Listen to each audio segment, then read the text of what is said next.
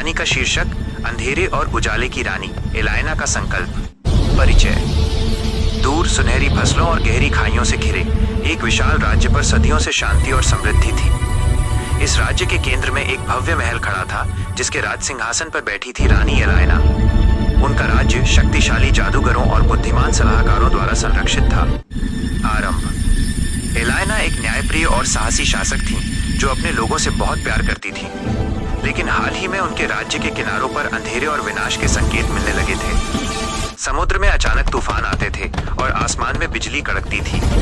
यह सब उत्तरी छाया नॉर्दर्न शैडो की वापसी का संकेत था, एक प्राचीन बुराई जिसे सदियों पहले उनके पूर्वजों ने पराजित किया था। संघर्ष। रानी एलायना ने तुरंत अपने सबसे वफादार सलाहकार और महान जादूगर अल्दोर्न को बुलाया। अल्दोर्न ने एक प्राचीन नक्शे पर काम करते हुए पाया कि उत्तरी छाया की शक्ति का स्रोत विस्मृति का पर्वत माउंट ऑफ ओब्लिवियन में स्थित है। यह पहाड़ केवल एक विशेष जादुई वस्तु से ही नष्ट हो सकता है, जिसे भोर का गहना जूल ऑफ डॉन कहा जाता है। रानी को पता था कि ये सिर्फ तलवार और ढाल की लड़ाई नहीं होगी, बल्कि जादू और संकल्प की लड़ाई होगी। उन्होंने अपनी सैन्य पोशाक पहनी और अपने दरबारियों को इकट्ठा किया। अल्दोर्न ने उन्हें भोर का गहना खोजने का रास्ता बताया, जो घने और खतरनाक शांत जंगल साइलेंट फॉरेस्ट के दूसरी ओर था। चरम सीमा। रानी एलायना, अल्दोर्न और उनके कुछ बहादुर सैनिकों ने तुरंत यात्रा शुरू की। रास्ते में उन्हें कई जादुई बाधाओं और उत्तरी छाया के अंधेरे सेवकों का सामना करना पड़ा।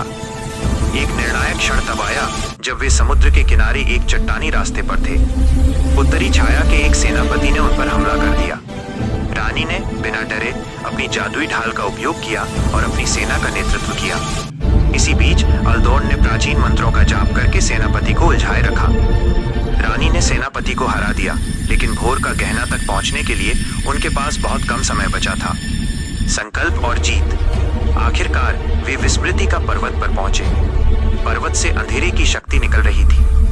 रानी एलायना ने भोर का गहना को हाथों में लिया। यह उनके हाथों में सूर्य के समान चमक उठा।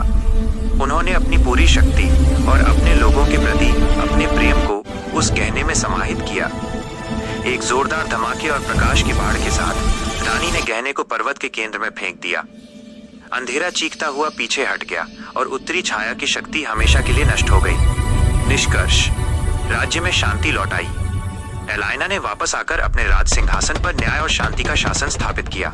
उनके राज्य में फिर से सुनहरी फसलें लहराने लगी और लोग जान गए कि उनकी रानी सिर्फ शक्ति से नहीं, बल्कि दिल के संकल्प और निस्वार्थ प्रेम से महान थी।